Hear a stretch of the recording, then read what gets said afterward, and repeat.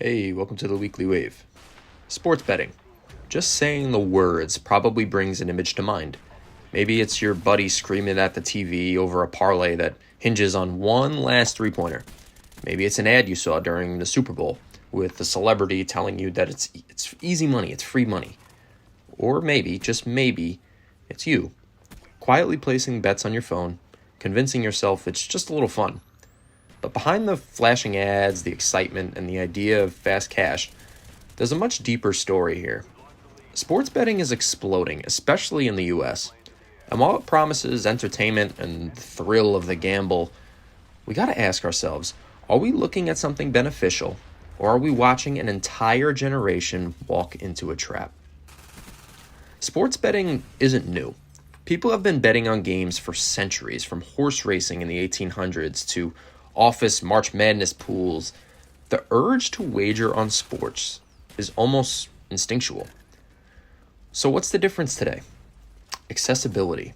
You no longer need to go to Vegas or find a shady bookie. With the legalization of online sports betting in dozens of states, your phone has turned into a portable casino. Apps are designed with sleek interfaces, bonuses that look like free money, and constant notifications reminding you, hey, the game's about to start. You want in? And that's powerful. It preys on something primal. Humans love competition.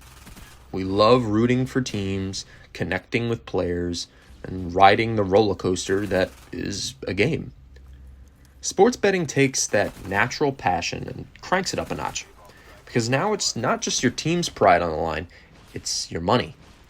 That dopamine rush when you win, it's addictive. And the frustration when you lose, well, that's where the cycle begins. Here's the tricky part. Sports betting feels different than all other forms of gambling. Slot machines are pure luck. Blackjack, mostly math. But sports betting feels like a skill. You tell yourself you know the teams, you know the stats, you know the players. You study the injury reports, the trends, and upcoming matches. You believe you have an edge, and sometimes you might. But most of the time, the odds are stacked against you. The house, aka the sports book, always has the advantage. This illusion of control makes sports betting particularly dangerous for young people. It convinces them that success is just a matter of being smarter than everyone else, when in reality, even the sharpest minds lose long term. And when you combine that illusion with technology, that makes betting as easy as scrolling on Instagram. You create a breeding ground for compulsive behavior. There's also something cultural happening. Sports betting isn't just allowed now, it's marketed aggressively. Think about the ads you've seen recently. Former athletes or comedians or influencers all telling you how fun, cool, and harmless sports betting really is.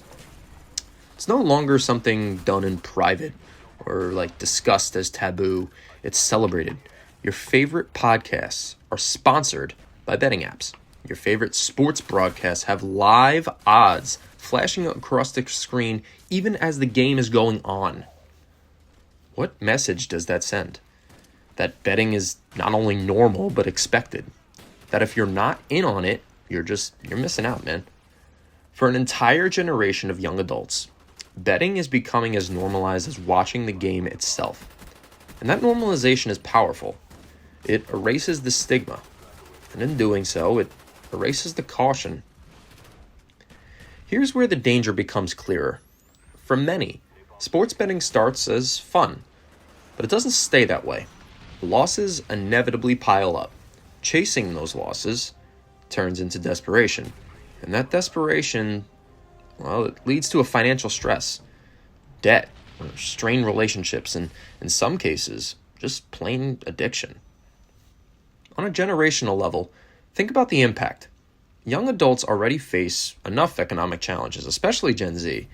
Student loans, housing prices, and, stagnant wages.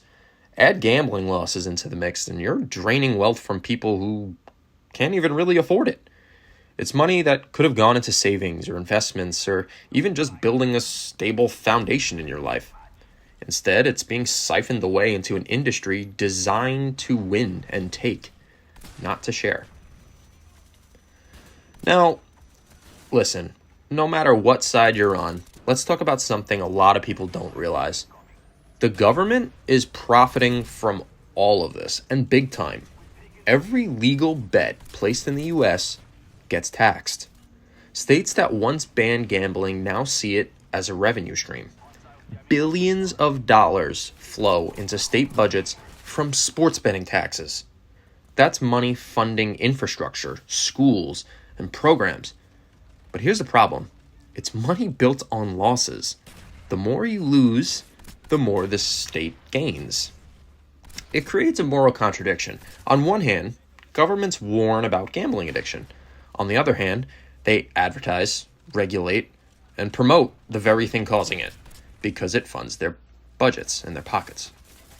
It's not unlike the lottery, where low-income communities disproportionately buy tickets, fueling state revenue. Sports betting is just a modern version, wrapped in sleek apps instead of scratch-offs. So, is sports betting beneficial, or is it wrecking a generation? The truth is, it depends on how you engage with it. For some, it's harmless entertainment, no different than paying for a concert ticket or a night out.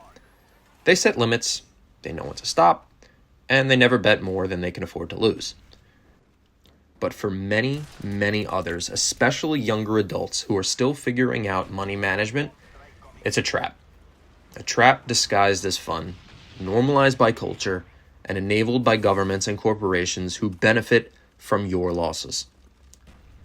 Sports betting at its core taps into our love for games, competition, and overall community.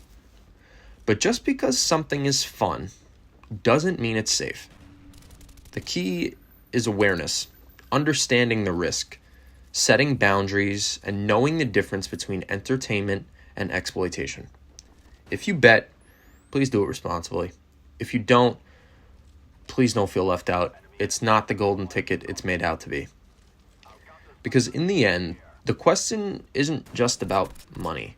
It's about control. Who's really in control? You or the system designed to take more than it gives?